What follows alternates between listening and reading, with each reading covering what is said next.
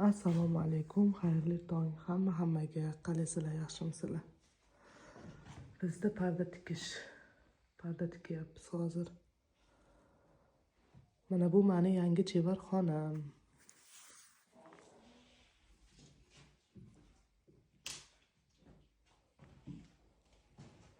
Hali uncha narsalarni joy-joyiga qo'yilgani yo'q. Hozir перестановка qilsak, mana bu yerda materiallar taklagani dokcha bo'ladi.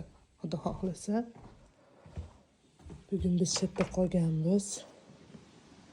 Bizda mohinaxon telefonini berib tur. Mana tashqari tarafi. Neta tandir bor ekan. Xudo xohlasa, nasib qilsa shu tandirda ham non yopamiz. Nonlarni yopganimizni qo'yamiz. Senda soat noto'g'rimi, a? Soatmi? Nimaga bu yerda 4:39 turibdi? Не знаю, написано. Ha, mana. Endi bilmayman bu video qachon qo'yiladi. Qani bunday qilaylik-chi. Soat 6:54, 16-sentyabr, seshanba. Mana mohinaxon. Mohinaxon hozir kafega chiqib keladilar. Yo'q, просто bunday rezinka bilan yig'ishtirib olaver sochingni. Mana bu etik nima deyapti? Mana bu etik meni kiyib, ana shu makkazorga kirib makka ter deyapti menimcha. Mana shu to'la makka ekan. Mana bu yerda ashqavoqlar. Yashash uchun bu yerda hamma sharoit bor ekan.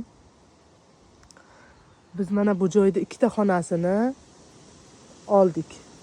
Ikkita xonasini nima qilgani, chevarxona qilgani oldik. Mana bu pardalarni ilib qo'yganman o'zimcha hali artilmagan oynakka. Mana bu yerda yana ikkita xona bor. Bu ikkita xona oshxona. Oshxona bilan spalniya ekan, bu yerda hech kim yashamas ekan.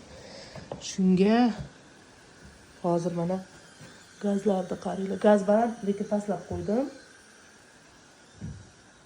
Xullas mana bu spalniyasi, mana bu oshxonasi ekan. Bu qishda pechka. Gaz bor, suv bor, hamma sharoitlar bor ekan.